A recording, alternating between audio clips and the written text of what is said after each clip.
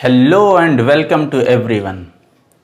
My dear students, अभी तक की क्लास में हमने धीरे धीरे करके नाउन के सारे पार्ट को स्टेप बाय स्टेप सीखा और उसके बाद हमने प्रोनाउन सीखना स्टार्ट किया। इसके पहले हमने ऑफ को सीखा था कि ऑफ का नाउन और प्रोनाउन पे क्या इफ़ेक्ट पड़ता है और दोनों में रिलेशन क्या होता है। आज इसी सीखने के क्रम को हम आगे बढ़ाते हुए आज हम सीखेंगे इट को।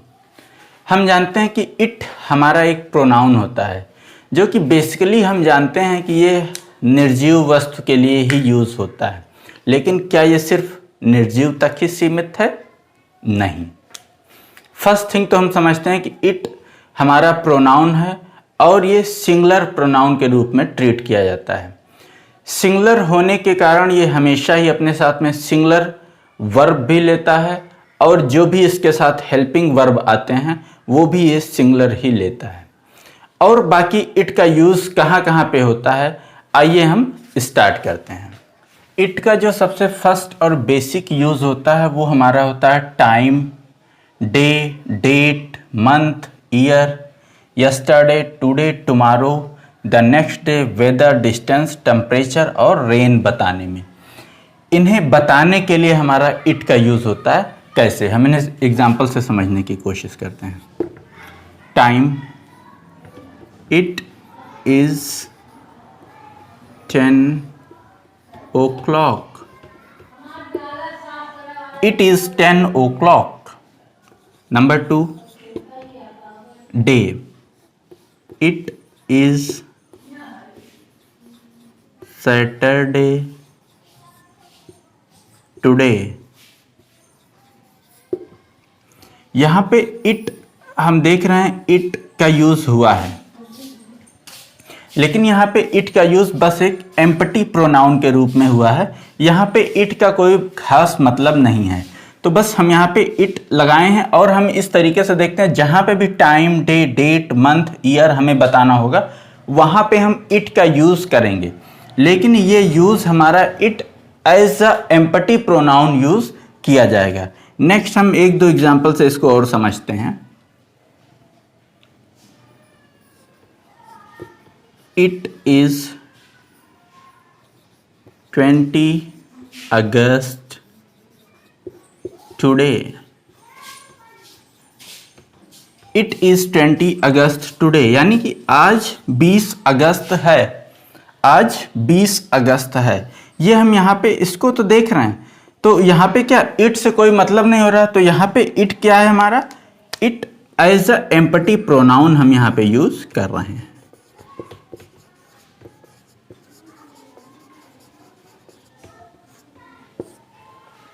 बाकी इट का यूज और कहाँ कहाँ पे होता है, आइए हम उन्हें भी समझते हैं। जब भी हम एनिमल, बर्ड्स और थिंग्स, इन सारी चीज की बात करते हैं और एक बार हम इसके बारे में बता देते हैं, दोबारा से फिर से जब हम इन्हें इंडिकेट करना होता है तो भी हम उसके लिए इट का यूज करते हैं। For example,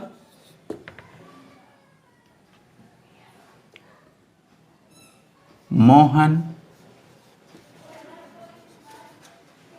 has a dog.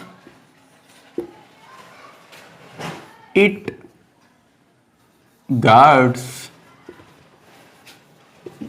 his house.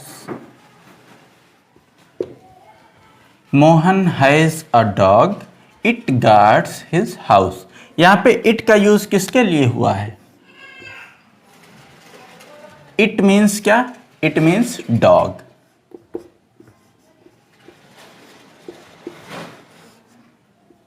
It यहाँ पे डॉग को बता रहा है, तो हम ये देखते हैं कि इट का यूज एनिमल के लिए भी होता है, और जब एक बार उस एनिमल को इंट्रोड्यूस कर दिया जाता है और दोबारा फिर से उसी के बारे में बात हमें करनी होती है तो हम वहाँ पे उसके लिए इट का यूज करते हैं। सेकंड हम ऐसे समझने की कोशिश करते हैं।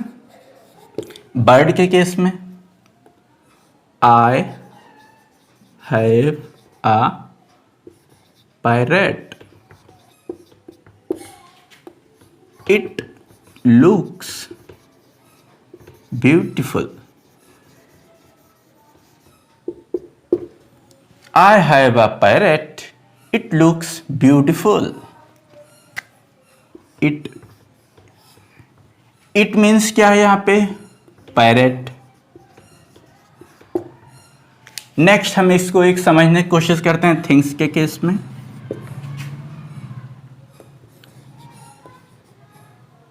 Raman has a palace, it is very big. It is very big. Raman has a palace, it is very big. It means palace.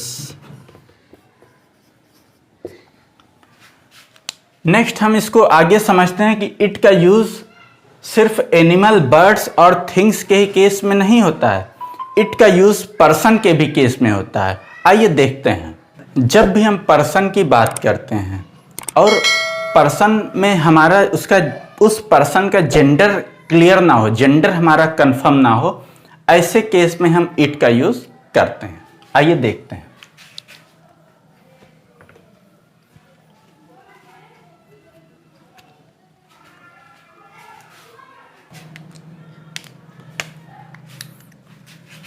For example,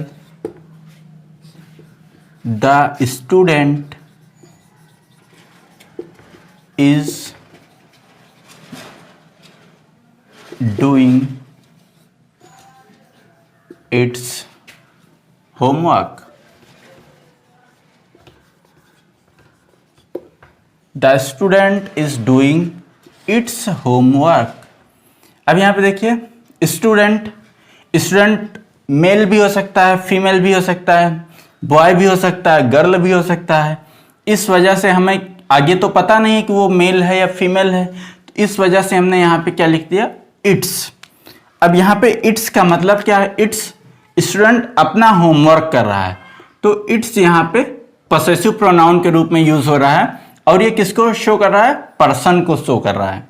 तो हम इस चीज को ध्यान रखते हैं। नेक्स्ट हम देखते हैं इसमें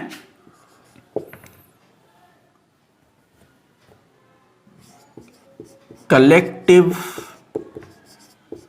नाउन।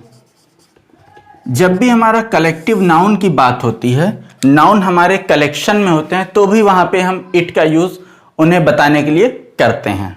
आइए देखते हैं।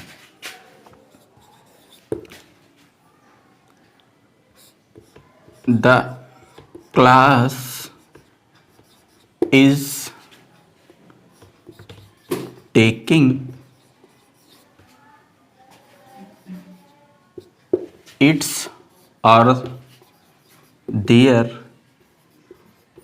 annual examination. The class is taking its or their annual examination. Next हम एक एग्जाम्पल लिखते हैं। The jury has taken its or their decision. अब हम यहाँ पे थोड़ा देखने की कोशिश करते हैं। हमारा ये कलेक्टिव नाउन है, क्लास हमारा कलेक्टिव नाउन है, जूरी हमारा कलेक्टिव नाउन है, और इसी कलेक्टिव नाउन के इसी के कारण हमें यहाँ पे इट्स और देयर में से चूज करना है। तो हमें यहाँ पे भी अब देखना है कि कहाँ पे हम इट लगाएं, कहाँ पे हम इट्स चूज करें या देयर चूज करें। तो जब हम देखते हैं कि class is taking it's or there annual examination, तो यहाँ पे क्लास से मतलब क्या है? क्लास से मतलब कि क्लास में जितने भी स्टूडेंट होंगे उनसे मतलब है। The class is taking it's or there annual examination, तो जितने स्टूडेंट्स हैं वो अपने एग्जामिनेशन दे रहे होंगे। तो जब यहाँ पे क्लास का मतलब प्लूरल हो रहा है, इस वजह से हम यहाँ पे इट्स को ना ट्रीट करके हम देयर को ट्रीट करते हैं, प्लूरल ट्रीट करते हैं, इस वजह से हम यहाँ पे देयर लेते हैं। ठीक नेक्स्ट केस में हम ऐसे देखते हैं, the jury has taken its or their decision. Jury ने अपना डिसीजन लिया, तो जो डिसीजन होगा वो तो सिर्फ एक होगा ना, वो सिंगुलर होगा। तो जूरी के अकॉर्डिंग यहाँ पे हमारा डिसीजन होगा और डिसीजन सिंगुलर होगा, तो इस वजह से सिंगुलर के लिए यहाँ पे इट्स आ जाएगा, देयर नहीं आएगा। तो इस तरीके से हम देखते हैं कि कलेक्टिव नाउन के भी केस में हमारा इट का यूज और इट्स का यूज होता है, और जिसको हम बस कलेक्टिव नाउन अगर वहां पे हमारा ये सेंस प्लूरल का दे रहा है तो हम प्लूरल के अकॉर्डिंग ट्रीट करेंगे, अगर वो सिंगुलर का दे रहा है तो हम सिंगुलर के अकॉर्डिंग ट्रीट करेंगे। इन चीज़ों को हम ध्यान रखते हैं। नेक्स्ट हम समझते हैं इम्फेसिस ऑन नाउन और प्रोनाउन। हमारा इट का यूज वो नाउन या प्रोनाउन को इम्फेसाइज करने के लिए होता है, कैसे देखते हैं।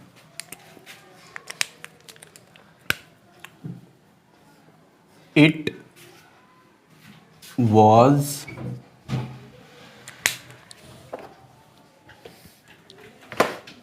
It is Ram who helped you. It is Ram who helped you. Next हम एक दूसरा सेंटेंस लेते हैं। It is he or him who helped you। अब यहां पे हम देखने की इसको कोशिश करते हैं। It is Ram who helped you. दूसरे सेंटेंस में इट इज ही और हिम हु हेल्प्ड यू। तो यहां पे क्या है, यहां पे इसका मतलब इट इज राम, ये राम है जिसने आपकी हेल्प किया था। तो यहां पे राम हमारा क्या है, मेन सब्जेक्ट जो है हमारा राम है। इट सिर्फ उसे एम्फेसाइज करने के लिए यूज हो रहा है। नेक्स्ट हम ऐसे देखते हैं इट इज ही और him.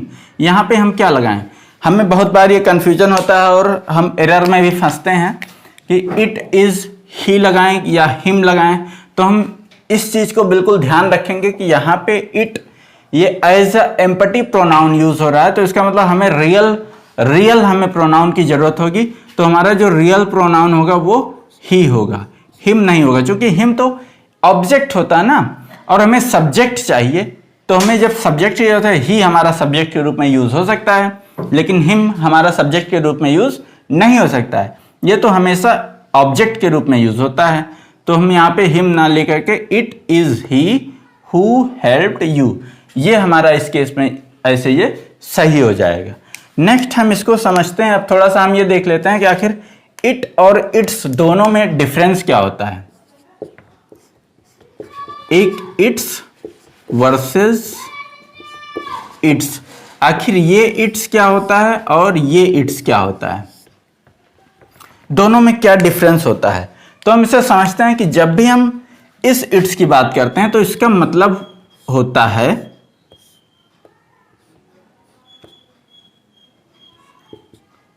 It is, it has, it was. It is में कैसे हम इसे देखते हैं, इट इज ही, या हम इसको लिखें तो शॉर्ट में हम लिख सकते हैं इट्स ही। दोनों केस में ये बिल्कुल ठीक होगा, चाहे हम इट इज ही लिखें, इट इज ही लिखें या इट्स ही लिखें, ये दोनों केस में हमारा बिल्कुल ठीक होगा। नेक्स्ट हम देखते हैं जब हम बात करते हैं इट हैज़ की, तो इसमें भी ये हमारा इट्स हैज़ बीन हम ऐसा करके इसमें यूज करते हैं। इसे हम एक एग्जाम्पल से समझने की कोशिश करते हैं। इट हैज बीन, एक एग्जाम्पल से देखते हैं। It's been so long since we last met. तो यहां पे हम देखते हैं इट्स मतलब यहां पे इट्स का मतलब इट इज नहीं हुआ, it has been, it has been so long since we last met. ठीक इस तरीके से हम आगे देखते हैं इट वॉज। ज़्यादातर हम ऐसे केस में इट के साथ वॉज का यूज हमारा होता नहीं है एक्चुअल में, क्योंकि अगर हमें अभी देखना होगा इट्स ही, अगर हम यहां पे देखें it's he who helped you, it's he who helped you, अगर हम यहां पे देखें तो हम क्या देखते हैं, it was he who helped you. तो इसका मतलब क्या हुआ कि ये वो आदमी था जो तुम्हारी मदद किया था। तो हम ज़्यादातर में ऐसा सेंस ये हमारा गलत हो जाता है, तो इसलिए ये इसके साथ में इट वॉज के सेंस में हम इसको यूज ना करके बस हम इट्स का यूज सिर्फ इट इज और इट हैज के सेंस में हम करते हैं। नेक्स्ट हम देखते हैं इट्स हमारा ये पोजीशन को दिखाता है, सिर्फ इट्स हमारा पोजीशन को ही दिखाता है। इसे हम एक एग्जांपल से समझने की कोशिश करते हैं। For example, this is my shirt, its colour is black. This is my favorite shirt. This is my favorite shirt. Its color is black. तो यहाँ पे हम देखते हैं this is my shirt. Its color is black. तो यहाँ पे its का जो यूज हुआ है वो सिर्फ पोजीशन को बताने के लिए किया जा रहा है। This is my shirt. This is my shirt. Its color मतलब इसका कलर ब्लैक है। तो यहाँ पे its का मतलब सिर्फ इसका ये पोजीशन को बता रहा है। तो इस इट्स का यूज सिर्फ पोजीशन को बताने के लिए होता है, और इसका यूज हमने सीखा कि इट इज, इट हैज, इस केस में हम इसका यूज करते हैं। तो माय डियर स्टूडेंट्स, कैसी लगी आज की क्लास ये आप हमें कमेंट बॉक्स में बताइए। वीडियो पसंद आई, वीडियो को लाइक कीजिए, चैनल को सब्सक्राइब कीजिए और अपने फ्रेंड्स में शेयर कीजिए। Thank you.